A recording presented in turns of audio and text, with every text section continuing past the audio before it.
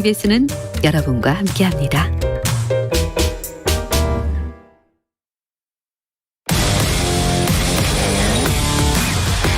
(2020) 도쿄 올림픽 특집 스포츠.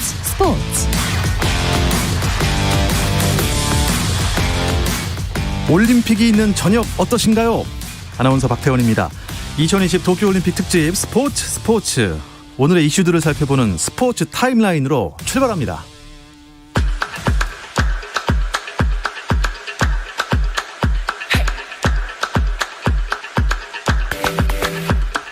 도쿄올림픽 남자 기계체조 도마에서 신재환이 2012년 양학선 이후 9년 만에 금메달을 획득했습니다. 이 소식은 도쿄 현지에서 잠시 후에 전해드립니다.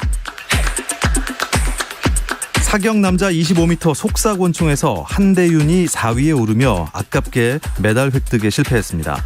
하지만 30대 늦은 나이에 생애 첫 올림픽에 출전한 한대윤은 한국 선수로는 처음으로 25m 속사권총 종목에서 결선에 진출하는 기록을 세웠습니다. 남자 탁구 대표팀이 2020 도쿄올림픽 단체전 8강에서 브라질을 3대0으로 완파하고 준결승에 진출했습니다. 여자 탁구 대표팀도 단체전 16강전에서 폴란드에 3대0으로 이기고 8강에 올라 내일 오전 16강전에서 호주를 완파한 독일과 준결승 진출 티켓을 두고 격돌합니다. 한국 여자 핸드볼이 앙골라와의 경기에서 극적 무승부로 2020 도쿄올림픽 8강 진출 불씨를 살렸습니다. 우리나라는 핸드볼 여자부 조별리그 A조 5차전에서 앙골라와 31대 31로 비겼고 1승 1무 3패가 된 한국은 다른 팀들의 경기 결과에 따라 8강 진출 여부가 가려집니다. 한국 다이빙 간판인 우하람이 다이빙 남자 3m 스프링보드 예선에서 6차 시기 합계 452.45점을 획득하며 29명 중 5위를 차지했습니다. 한국 다이빙 사상 첫 올림픽 메달에 도전하는 우하람은 내일 오전에 열리는 준결승에서 상위 12명 안에 들면 같은 날 오후에 시작되는 결승에 진출할 수 있습니다. 올림픽 중압감으로 멘탈 상태가 완전히 무너져 여러 종목을 기권한 체조 여왕 시몬 바일스가 마지막 종목인 평균대를 뜁니다. 바일스는 내일 열리는 여자 기계체조 평균대 결선 출전 선수 8명의 명단에 이름을 올렸습니다.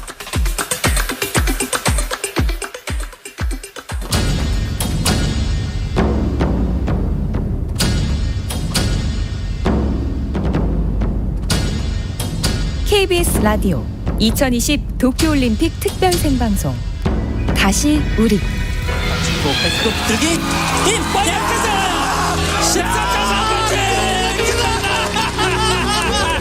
축하합니다. 대한민국 첫 금메달의 주인공 바로 자랑스러운 20년 만에 남자 농구에서 금메달 따냈습니다. 이 역사적인 순간 KBS와 함께하고 계십니다. 2020 도쿄올림픽 특집 스포츠. 국가대표 선수들의 값진 땀을 응원합니다.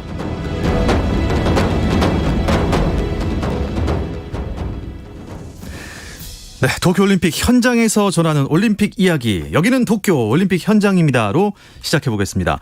KBS 도쿄올림픽 라디오 방송단 김우광 PD 오늘 연결해보죠. 김우광 PD 안녕하십니까? 안녕하십니까. 2020 도쿄올림픽 현장에 나와 있습니다. 지금 계신 곳은 어딘가요? 저는 지금 조금 전 기계체조 남자 도마 결선이 열렸던 아리아케 체조 경기장에 나와 있습니다. 네, 오늘 남자 도마 종목에서 금메달이 나왔습니다. 맞습니다. 도쿄올림픽 대회 11일차입니다. 오늘의 주인공 만 23살의 신재환 선수였습니다. 조금 전 이곳 아리아케 체조 경기장에서 열린 기계체조 남자 도마 결선에서 1차, 2차 시기 평균 14.783점으로 참가자 8명 중에 1위를 차지하며 금메달을 목에 걸었습니다. 신재환 선수 오늘 6번째로 출전했습니다. 바로 이어 출전한 러시아 올림픽위원회 데니스 아빌라진 선수가 신재환 선수와 같은 평균 14.783점을 기록했습니다. 시작했습니다. 점수판에 동일한 점수가 뜨는 순간 굉장히 큰 함성이 나왔었는데요. 승패를 가른 건 난도였습니다. 아빌라진 선수는 난도 5.6점에 도전했고요. 신지한 선수는 난도 6점으로 조금 더 높았습니다. 그 결과 신지한 선수가 금메달을 손에 넣었습니다. 신지한 선수 우리 기계체조의 비밀병기로 불렸습니다. 이로써 9년 전 2012년 런던 대회 도마에서 양학선 선수가 정상에 오른 데 이어 한국 체조 올림픽 사상 두 번째 금메달이 조금 전 나왔습니다. 예, 뭐 명실상부 대한민국은 이제 도마 강국이에요. 어제는 맞습니다. 예, 여서정 선수가 한국 여자 체조 사상 처음으로 메달을 획득한 거죠. 연이어 좋은 점수들이 나왔는데요. 여자 체조 도마에서 여서정 선수가 여서정 기술로 동메달을 따냈습니다. 여자 체조 선수로는 처음으로 올림픽 시상대에 섰고요. 아버지 여홍철 선수에 이어 최초의 부녀 메달리스트가 됐습니다. 절대 강자였던 시몬 바일스 선수 심리적 압박으로 기권한 가운데 여서정 선수는 1차 시기에 고난도 연기로 승부를 걸었습니다. 자신의 이름을 딴 난도 6.2점의 여서정 기술을 완벽에 가깝게 선사했고요. 출전 선수 중 가장 높은 15.333점을 받았습니다. 2차 시기엔 비교적 쉬운 난도 5.4점의 유리첸코 기술을 시도했는데요. 착지의 실수가 있었습니다. 그 결과 7위에 해당하는 14.133점에 그쳤고요. 아쉬웠던 거는 그간 실수가 거의 없던 기술이었습니다. 그래서 또 아쉬움이 컸는데요. 결국 평균 점수에서 3위에 올라 동메달을 거머쥐었습니다. 한국 체조 이번 도쿄올림픽 전까지 금메달 1개, 은메달 4개, 동메달 4개로 총 9개의 메달을 획득했는데요. 모두 남자 기계체조에서 나온 메달이었습니다. 조금 전 신지한 선수가 금메달을 하나 더 추가했고요. 대한민국의 첫 번째 여자 올림픽 체조 메달을 남긴 여서정 선수, 올해 19살입니다. 어제 동메달 확보 후 목소리 직접 들어보시겠습니다. 진짜 정말 딸 줄 몰랐는데 따게 돼서 너무 기쁜 것 같아요. 아빠 그동안 너무 응원 많이 해주고 기다려줘서 너무 고맙고 앞으로도 열심히 지켜봐줬으면 좋겠다고. 네, 여서정 선수 목소리를 이렇게 직접 들어본 건 전 처음인데요. 어제 그 감동이 오늘도 느껴지는 것 같습니다. 네. 육상 얘기를 좀 안 해볼 수가 없는 게 육상에서 결선 진출이 얼마 만에 한 겁니까? 게다가 한국 신기록까지 나왔다면서요.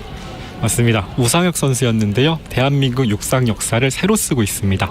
어제 열린 육상 남자 높이뛰기 결승에서 2m 35를 넘었습니다. 1997년 이진택 선수가 세운 2m 34를 무려 24년 만에 갈아치웠습니다. 한국 신기록 세웠고요. 최종 4위를 기록했습니다. 이진택 선수 8살 때 택시바퀴에 오른발이 깔리는 사고를 당했습니다. 오른발이 왼발보다 조금 작습니다. 키는 188cm, 높이뛰기 선수 중에는 비교적 작은 편에 속합니다. 경기 종료 후 이런 말을 남겼습니다. 처음에는 양발의 밸런스가 맞지 않아 균형감을 유지하는 데 어려움을 겪었다. 하지만 이제는 짝발이 문제가 되지 않는다. 작은 키로도 성공한 선수가 많다. 노력은 배반하지 않는다. 라고 말하면서 3년 뒤 열리는 파리올림픽에서 금메달에 도전하겠다. 이런 각오를 전하기도 했습니다. 어제 경기에서 관객들에게 호응을 유도하는 모습, 경례하는 모습까지 모두 화제가 됐는데요. 어제 경기 후 자신감 넘치는 우상혁 선수의 목소리 직접 들어보시겠습니다. 이건 진짜 말로 표현할 수 없을 정도로 제가 이게 맞나? 이 투에 235가 맞아? 꿈이야? 코치님하고 코치 이 꿈이에요? 했던 것 같아요. 메달만 바라봤지만 이제는 파리 올림픽에서는 강력한 우승 후보가 될 것 같습니다. 와, 멋있습니다. 파리올림픽 강력한 우승 후보 우상혁 선수, 그동안 저희도 열심히 응원하겠습니다. 배드민턴 여자 복식 동메달 결전전도 눈길을 끌었습니다. 우리 선수들끼리 어떻게 보면 우정의 대결이었나요? 네, 오늘 오전이었습니다. 도쿄 무사시 노노모리 종합 스포츠 플라자에서 한국 선수들이 맞대결한 배드민턴 여자 복식 경기가 열렸습니다. 동메달 결정전이었는데요. 김소영, 공희영조가 이소희, 신승창조를 꺾고 동메달을 획득했습니다. 4명 선수 절친으로 알려져 있습니다. 선수촌에서 방 2개짜리 같은 숙소를 썼습니다. 밥도 같이 먹고 잠도 같이 잤습니다. 오늘 아침도 같이 먹으면서 좋아하는 드라마 얘기 나누고 주연 배우인 송강 배우 얘기를 한참 나눴다고 하는데요. 한국 선수들끼리 붙은 동메달전, 누군가는 이기고 누군가는 질 수밖에 없는 잔혹한 매치였습니다. 절친한 사이인 만큼 경기 종료 후 서로가 서로를 끌어안고 미안해하며 울먹이기도 했는데요. 경기가 끝나고 뭐 하고 싶냐고 물어봤는데요. 신승찬 선수 술이라고 짧게 대답했습니다. 이소희 선수를 데리고 2박 3일 달려야겠다, 이런 계획을 내놓기도 했습니다. 예, 아무튼 좋은 결과 있어서 정말 다행입니다. 네, 그리고 술이라고 말씀하신 것만큼 또 회포도 잘 풀고 오시길 바랍니다. 자, 오늘 오전에 있었던 여자 배구 조별리그 마지막 경기 보고 오셨다면서요? 맞습니다. 김연경 선수의 멋진 경기 오늘 또 나왔고요. 오늘 우리 여자 배구 대표팀 세르비아와의 조별리그 마지막 경기에서 안타깝게 패했습니다. 하지만 8강 진출은 확정이 됐고요. A조 3위로 8강 무대에 진출했습니다. 오늘 도쿄 아리아케 아리나에서 열린 A조에선 5차전 세트스코어 0대3으로 패했습니다. 이로써 한국은 3승 2패 승점 7점을 기록했습니다. 브라질, 세르비아에 이어 3위로 조별리그를 마쳤고요. 지난 주말 화제가 됐던 일본전에 승리하며 8강 진출을 확정한 우리 선수들, 오늘 경기에선 조금 전력 점검, 주전 선수들의 체력 안배 이런 것에 초점을 맞추는 모습이었습니다. 우리의 8강 상대 B조 예선 경기의 결과에 따라 결정됩니다. 이탈리아, 러시아, 미국, 터키 이런 국가들이 B조에 포진되어 있는데요. 현재 이탈리아와 터키로 우리 상대가 좁혀진 상태입니다. 둘 중에 하나가 8강전에서 맞붙게 됐고요. 오늘 경기 종료 후 김연경 선수에게 어떤 팀과 맞붙으면 수월할 것 같은지, 또 어떤 팀은 조금 피하고 싶은지를 물어봤는데요. 김연경 선수의 목소리로 직접 확인해 보겠습니다. 사실은 있습니다. 있고 선수들이랑도 얘기했고 감독님이랑도 얘기를 했는데 입 밖으로 얘기하고 싶진 않고 원하는 상대가 있습니다. 피하고 싶은 상대는 저희는 B팀 빼고 다기도 한데 저희는 좀 미국이 좀 피했으면 좋겠다.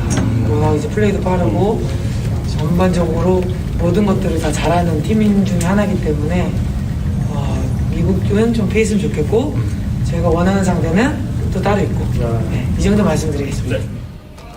네.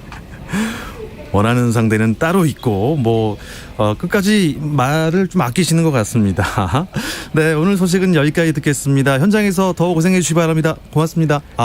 네, 감사합니다. 김연경 선수 인터뷰가 하나 더 있다고 하네요. 네, 김연경 선수가 네. 이번 선수단 여자 주장이기도 합니다. 그래서 배구단뿐만 아니라 이번 올림픽에 참가한 다른 선수들, 다른 종목의 선수들에게도 응원, 격려의 말을 남겼는데요. 한번 직접 들어보시겠습니다. 선수단 여자 주장이시잖아요. 네네. 배구 종목 말고 다른 이제 종목의 선수들에게 혹시 한마디 해주세요. 사실 이번에 올림픽은 좀 쉽지 않은 올림픽이었던 것 같아요. 지금 코로나로 인해서 이제 저희가 훈련 선수촌에서 경기장 이렇게 왔다 갔다 하기 때문에 또 준비 과정도 되게 힘들었을 것 같고, 그렇기 때문에 좋은 결과를 가지고 가시는 분들도 있지만 안 가지고 가시는 분들도 정말 최선을 다해서 준비를 했기 때문에 그런 분들도 많이 응원해 주시고, 너무 또 관심 받는 종목이나 선수 말고도 좀 그렇지 못하는 종목인 선수들도 많이 관심 가져주셨습니다.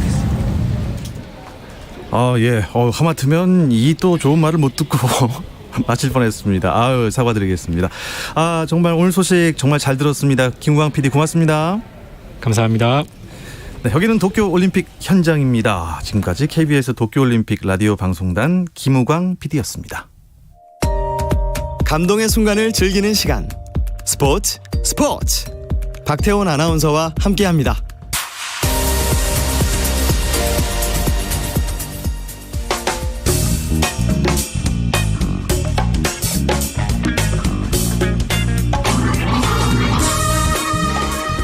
네, 올림픽 기간에도 편안하고 유쾌한 야구 이야기, 정세영, 이혜진의 야구 한 잔은 계속됩니다. 문화일보 정세영 기자, 스포츠월드의 이혜진 기자와 함께하겠습니다. 안녕하세요. 안녕하십니까. 어서 오십시오. 사실 이 KBO 리그가 잠깐 쉬고 있을 때 올림픽 야구 하나 가지고 우리가 뭘 얘기를 끌어갈 수 있을까 심심하지 않을까 했는데 전혀 이거 너무 재밌습니다. 네, 들었다 놨다. 맞습니다. 첫 경기는 아주 어렵게 이겼고요. 네. 두 번째 경기는 좀 아쉽게 됐고, 세 번째 경기도 더 어렵게 이겼고 쫄깃쫄깃했죠. 겨우 오늘. 네, 맞습니다. 이거 좀 설명을 좀 부탁드립니다. 어떻게 된 겁니까, 이거? 일단 많은 분들이 저한테 물어보는 게 고구마 한 100개 먹은 것 같다. 네. 대표팀 경기를 보면 그 정도로 또 물을 안 줘요. 답답했는데 네, 오늘은 그런데 김경문 감독이 이끄는 우리 대표팀 오늘 이스라엘과 노가웃 스테이지 2라운드 경기를 했는데 11대1 모처럼 점수가 팡팡 터졌고요. 7회 콜드 게임으로 눌렀습니다. 일단 오늘 승리로 대표팀은 4일 오후에 열리는 준결승전에 진출을 했고요. 오늘 경기가 왜 7회까지냐? 이게 콜드 게임 규정을 보면요. 5회 이후 15점, 7회 이후 10점 차로 앞섰을 때 콜드 게임이 선언되는데 대표팀은 7회 10점 요건을 채웠습니다. 일단 어제 경기를 좀 얘기를 해야 되는데 어제 진짜 정말 경기 내내 보면서 가슴을 좀 졸이면서 봤는데 마지막에 짜릿한 뒤집기가 나오면서 승리를 따냈고 그러면서 선수들이 자신감이 생긴 것 같아요. 그래서 오늘 초반부터 활발하게 이스라엘 마운드를 공략했고 오늘 7회 말이 끝나기도 전에 18개의 안타가 터졌거든요. 11득점. 모처럼 좀 시원한 사이다 같은 공격력을 선보였습니다. 아니 어제 도미니카 공화국한테는요. 사실 진짜 야구는 9회 말 이후까지 봐야 된다. 근데 꼭 그래야 됐습니까? 3대1로 끌려가다가 9회 말에 뒤집어서 역전승을 해서 참 다행이고 어떻게 보면 또 그 전화위복으로 오늘 방망이가 잘 터져준 것 같은데 처음부터 오늘처럼 하지 그랬어요. 물론 잘하고 싶은 마음이야. 선수들 다 똑같을 텐데요. 오늘 이스라엘전에서 장단 18개의 안타를 터뜨리며 좀 손쉽게 흐름을 가져왔지만 앞선 3경기를 보면 타격감이 좀 올라오지 않은 모습이었습니다. 평가전에서 보였던 모습과 좀 크게 다르지 않아 보였는데요. 김경문 감독이 가장 걱정했던 부분 중 하나가 바로 실전 공백이었는데 이 부분이 좀 드러나지 않았나 생각이 들고요. 또 KBO 리그와 또 스트라이크 존이 좀 다르거든요. 이 부분도 좀 영향을 미치지 않았나 이렇게 생각을 합니다. 저는 좀 스트라이크 존이 달라요? 좀 달라요. 이 아마추어 심판들이 좀 보기 때문에 좌우 높낮이가 심판마다 좀 다릅니다. 차이가 좀 있다고 하더라고요. 그래서 대표팀 경기를 보시면 선수들이 고개를 갸웃갸웃하는 장면이 상당히 많은데 그게 이제 우리 리그하고는 좀 많이 다른. 높낮이가 좀 높은, 좌우는 좀 널널하고. 이런 식으로 좌우는 좀 좁고 높낮이가 그럼 투수가 한 2, 3회까지 0점 조정을 해야 됩니까? 그렇습니다. 그래서 잘 적응하는 제구력이 좋은 선수들은 바로바로 이걸 적응을 하는데 그렇게 좀 쉽지는 않고 저는 이제 이번 대표팀을 보면서 좀 아쉬운 게 좀 과거에 이제 2009년 WBC 이전의 영광에 너무 좀 취해 있지 않나라고 생각을 했는데 왜 그러냐면 이게 지금 대표팀 운영 이제 선발이나 운영하는 걸 보면 좀 수비 위주, 그다음 기본기 위주 선수들을 좀 많이 배치했습니다. 물론 이 선수들이 국내 리그에서는 공격력이 좋지만 현대야구 트렌드 같은 경우에는 과감한 공격 야구거든요. 결국 잽과 스트레이트를 계속 날리면서 상대 마운드를 이렇게 쳐야 되는데 뭔가 기다리고 이런 느낌을 봤을 때 과거에는 이게 통했습니다. 2009년 이럴 때는 상대가 강하다고 생각하니까 우린 지키는 야구를 좀 하자 했는데 지금은 현대야구 트렌드가 엄청나게 달라졌고요. 그리고 지금 경기가 있는 요코하마 스타디움 같은 경우에는 타자 친화 구장입니다. 무조건 치면 넘어가는 경기가 많거든요. 그런 점에서 우리가 좀 제대로 대처를 좀 못하지 않았나 이런 생각도 좀 해봤습니다. 미국전 패배도 그런 건가요? 좀 어느 정도의 그런 게 있죠. 그럼 미국한테도 충분히 승산이 있을 수 있는 거겠죠? 그렇죠. 아무래도 이제 분위기가 그때와 지금은 또 다르기 때문에 언제든지 또 우리 타자들이 또 해줄 수 있으리라 생각을 합니다. 수비 위주의 기본기 위주의 선발을 했고 좀 경기 운영 방식도 공격적이지 못했다. 뭔가 뒤를 기다리는 이런 기다리는 느낌. 무조건 치고 달려라. 이게 요즘 야구인가요? 오늘 같은 경기가 딱 좋은 대표팀의 이상향. 그렇군요. 이제 타선에 대해서는 어떻습니까? 불안할 필요 없습니까? 일단은 이스라엘전에서 활발한 좀 공격력을 펼치면서 전반적으로 좀 컨디션이 올라온 듯한 모습입니다. 일례로 강백호 선수 같은 경우에는 4개의 안타를 때려내기도 했습니다. 아무래도 좀 젊은 선수들이 많잖아요. 이런 것들이 좀 멘탈적인 부분에서도 긍정적인 영향을 미치지 않을까 좀 싶습니다. 다만 앞으로 만나게 될 상대들은 더 강한 투수들일 텐데요. 상대에 대한 보다 좀 치밀한 분석도 좀 필요하다는 생각이 들더라고요. 일례로 도미니카 공화국 선발 투수 같은 경우에는 한국 타선에 좌타자가 많다는 점을 인지하고 좌타자 바깥쪽으로 집요하게 공략하는 모습이었거든요. 우리도 이런 식의 좀 대응이 필요하지 않나라는 생각이 들었습니다. 저도 예희진 기자 말에 동의하는 게 이제 좀 더 지켜봐야 될 것 같습니다. 지금 저희가 준결승에서 만날 상대가 미국 이제 혹은 일본 투수들인데 레벨이 한 단계가 높아요. 오늘 이스라엘 투수 같은 경우에는 좀 상대적으로 레벨이 좀 떨어지는 투수였거든요. 그래서 좀 쉽게 공략한 감이 있는데 미국하고 일본 같은 경우에 특히 일본 같은 경우는 투수력이 빵빵하기 때문에 조금은 좀 지켜봐야 된다. 신중한 입장을 취하고 싶습니다. 일본 투수, 미국 투수 잘 던지지만 우리나라 젊은 투수들 이제 20대 초반인데 이게 뭔가 좀 멘탈이 강하다고 해야 되나요? 대표팀에 이제 합류한 신인 투수 2명, 김진욱 선수, 이의리 선수 있는데, 그러니까요. 일단 김진욱 선수 같은 경우에는 지난달 31일 미국전에서 이제 데뷔전, 성인 무대 데뷔전을 했는데, 10개의 공으로 두 명의 타자를 모두 삼진 처리하는 이런 눈도장을 확실히 받는 피칭을 선보였고, 또 이의리 선수는 어제 도미니카전에서 선발 투수로 나섰는데 5이닝 3실점. 어떻게 보면 좀 부진한 거 아니야 했는데 삼진은 무려 9개나 잡았거든요. 도미니카 타선이 그래도 마이너리그 중심 타선들이라서 네. 좀 만만치 않았는데 인상적인 활약을 펼쳤습니다. 사실 이 두 자완 투수들이 우리 대표팀이 지금 문제가 김광현, 류현진, 양현종 선수가 빠지면 자완 에이스가 없다는 점이었는데 일단 두 투수가 성인 무대 데뷔전을 제대로 잘 치렀다 이렇게 평가하고 싶습니다. 저는 김민우 선수의 활약도 되게 인상적으로 봤는데요. 뭐 미국과의 조별리그 경기에서도 9원 등판에서 1과 3분의 2이닝 무실점을 기록했고요. 오늘 이스라엘전에서도 비록 뭐 승리 투수 요건을 채우지 못했지만 3회까지 단 한 명의 주자도 내보내지 않는 등 씩씩한 투구를 보여줬습니다. 그래서 이제 김경문 감독도 이날 김민우 선수의 승리를 챙겨주지 못해서 미안하다 이렇게 얘기를 했습니다. 그러면 어떻게 뭐 김민우 선수가 제일 잘하고 있는 겁니까 지금? 전 좀 잘했으면 좋겠습니다. 같은 고향 출신이라 김민우 선수 응원합니다. 여기서 고향 또 나왔습니다. 근데 이번 올림픽 보니까 좀 궁금한 게 하나 있습니다. 전문가들이시니까 좀 속 시원하게 확 뚫어주십시오. 지금 탈락한 팀이 있습니까? 없죠. 본선팀에서는 없습니다. 왜 탈락한 팀이 아직도 안 나오고 있죠? 쉽게 말하자면은 결승을 제외하고 2번 연속 져야 탈락하는 구조거든요. 왜냐하면 패자부활전이 있기 때문입니다. 뭐 가령 이스라엘을 좀 예로 들어볼게요. 오늘 우리에게 졌지만 아직 희망이 있거든요.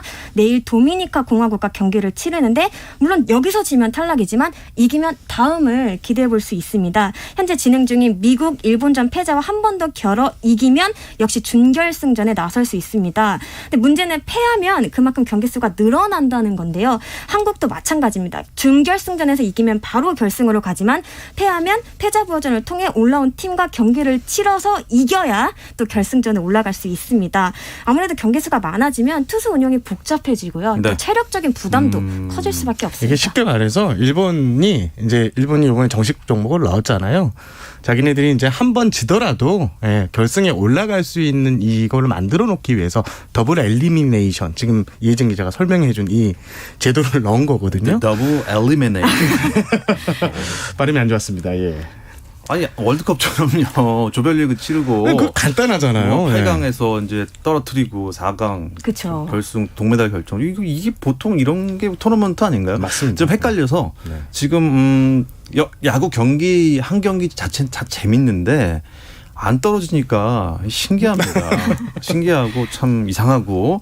그러면 이제 지금 미국과 일본이 경기를 펼치고 있잖아요. 네. 그 중에서 우리는 어떤 나라랑 만나는 거예요? 저는 개인적으로 미국이 조금 더 유리하지 않을까 싶은데 일단 한 번 붙어봤던 상대잖아요.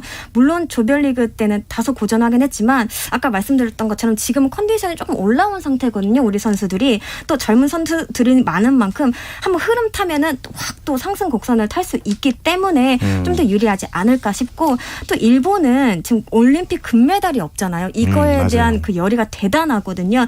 지금 기세라면은 뭐 그래도 뭐 미국이든 일본이든 다 이길 수 있지 않을까, 뭐 이런 또 희망적인 얘기도 전해드립니다. 그런데 지금 미국이 그런데 말입니다.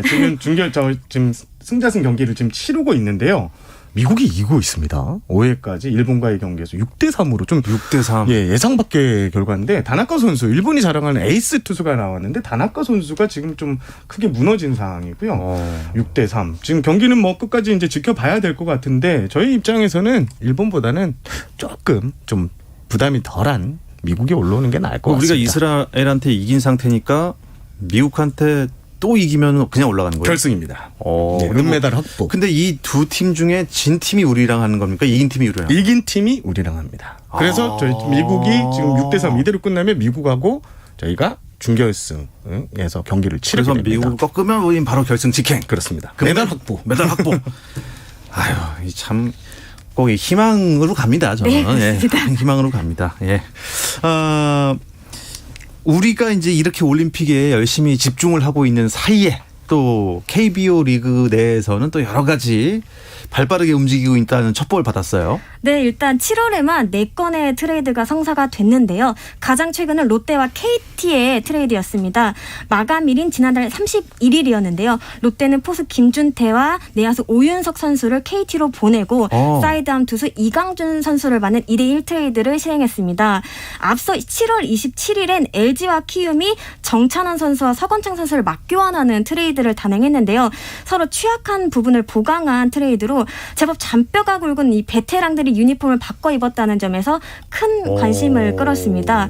서건창 선수의 경우 12년 만에 친정팀으로 돌아가게 됐는데요. 이러한 요소들이 후반기 레이스에 어떤 영향을 끼칠지 굉장히 좀 관심 있게 지켜볼 만할 것 같습니다. 제가 짧게 좀 덧붙이면 7월에 4건의 트레이드가 있었는데 이게 지금 2000년 이후에 7월에 최다 트레이드라고요. 그렇습니까? 평균적으로 2건의 트레이드가 있었는데 올해는 4건의 뭐 굵직한 트레이드는 없었지만 4건의 트레이드 뭔가 구단들이 조금씩 이제 마인드를 바꿔가지고 이제 전력 보강이나 유망주 수혈을 한다 이렇게 좀 보시면 될 것 같습니다.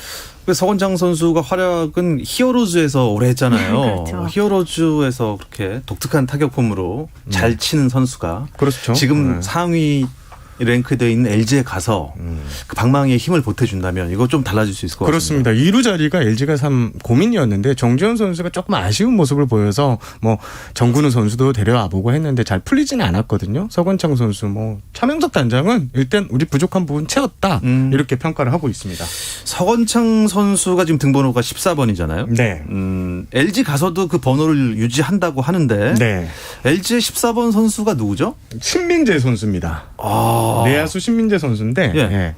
일단 신민재 선수가 선배가 왔으니까 내놓겠습니다라고 했습니다. 그런데 이게 추신수 선수가 이제 이태양 선수에게 3천만 원 상당의 고가의 시계를 선물하면서 그렇죠. 번호 우리 준 세계에서는 이제 번호를 받았을 때 선물을 하는 관례가 이제 좀 생기게 됐는데 지금 서건창 선수가 상당히 고민하고 있다고 합니다. 그래서 원래는 밥 한 끼 사면서 고마워했는데 지금은 뭘 줘야 되는데 어떤 걸 줘야 될지 그래서 뭐 시계처럼 고가 물품은 아니더라도 어느 정도 선수가 꼭 필요한 물건을 사주겠다라는 게 서건창 선수의 지금 각오 아닌 각오입니다. 추신수 선수가 이 좋은 관례를 만든 건지 좀 신경 쓰이는 관례를 만들어서 좀 스트레스를 받을 건지는 잘 모르겠습니다만 또 번호 받을 때 또 어떤 또 세리머니가 있을지 또 지켜보겠습니다. 그리고 잠깐 뭐 이제 좀 신민재 선수의 등번호가 좀 바뀌었는데요. 지금 정찬호 선수가 키움으로 갔잖아요. 네. 그러니까 11번이 정찬호 선수 번호였는데 이게 함덕주 선수에게 갔고요. 또 신민재 선수는 함덕주가 달고 있던 53번을 이렇게 물려받게 됐습니다. 그럼 14번은 주인이 없었었나요? 서건창 선수. 가 갖고 가고 신민재 선수 그렇게 네, 돌아가는 교통 정리가 좀 된 거죠. 예, 복잡합니다. 요즘 그러니까 프로야구 구단들은 어떻게 지내고 있어요? 뭐 일종의 썸머리그 아니냐 뭐 이런 말들 많이 하시더라고요. 자체적으로 훈련을 하거나 청백전을 갖기도 하고요. 또 타 구단과 연습 경기를 치르면서 재정비하는 모습입니다. 또 그동안 좀 몸 상태가 좋지 않았던 선수들은 이 기회에 충분한 휴식을 치르면서 좀 컨디션을 끌어올리기도 하고 있습니다. 뭐 키움 같은 경우에는 아예 스케줄표에 치료 및 웨이트 시간을 이렇게 따로 두고 있더라고요. 또 뭐 팔꿈치가 좋지 않았던 추신수 선수 같은 경우에는 치료차 미국으로 갔다가 돌아오기도 했습니다. 네. 근데 리그가 이제 올림픽 끝나고 재개되면 연장전이 없다면서요? 네, 이게 좀 리그가 이제 코로나19 사태로 조기 중단이 되면서 좀 후반기 리그 일정이 좀 빡빡하게 운영될 거라고 이제 KBO는 보고 있는데요. 일단 후반기에는 아예 연장전을 치르지 않고 무승부. 예. 과거에는 이제 10시 반이 지나거나 경기 시간이 4시간이 지나면 새 이닝에 못 들어갔었는데 이게 이제 연장전은 아예 없어지는 연장전이 아예 없어지고 또 7, 8월에는 더블 헤더를 원래 치르지 않거든요. 네. 하지만 일정 소화를 위해서 8월 25일부터 더블 헤더 경기를 편성하기로 했습니다. 그렇군요. 9회 말이면 끝입니까? 이제 무조건? 그렇습니다. 그리고 포스트 시즌 일정도 좀 줄어든다고 하던데 이건 어떻게 되나요? 네, 준 플레이오프와 플레이오프를 현행 오전 3선승제에서 3전 2선승제로 변경을 했습니다. 줄이는구나. 네, 1986년 도입 이후 처음이라고 하네요. 또한 지난해와 마찬가지로 포스트 시즌은 1차전부터 고척 스카이돔에서 중립 경기를 치르기도 내기도 했습니다. 아무래도 좀 변수가 커진 상황에서 좀 144경기 정규리그 레이스를 완주하겠다는 의지가 드러나는 대목인데요. 일각에서는 좀 성급한 리그 중단 등으로 인한 결과가 아니냐면서 좀 아쉬운 목소리를 내기도 했습니다. 그렇군요. 다음 주 이 시간은 월요일이니까 올림픽 끝났을 때네요. 결과가 나오겠죠. 예, 야구에서 금메달을 꼭 목에 걸었으면 하는 바람이 있습니다. 네, 오늘 문화일보 정세훈 기자, 스포츠월드 이혜진 기자와는 여기서 인사 나누겠습니다. 두 분 고맙습니다. 감사합니다. 네, 내일도 올림픽 소식 다양하게 준비해서 돌아오겠습니다. 저녁 8시 30분입니다. 박태원의 스포츠.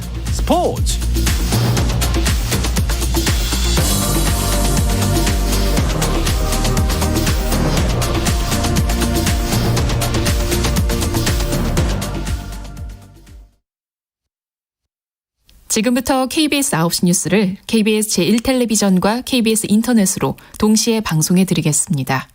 KBS 제1라디오입니다.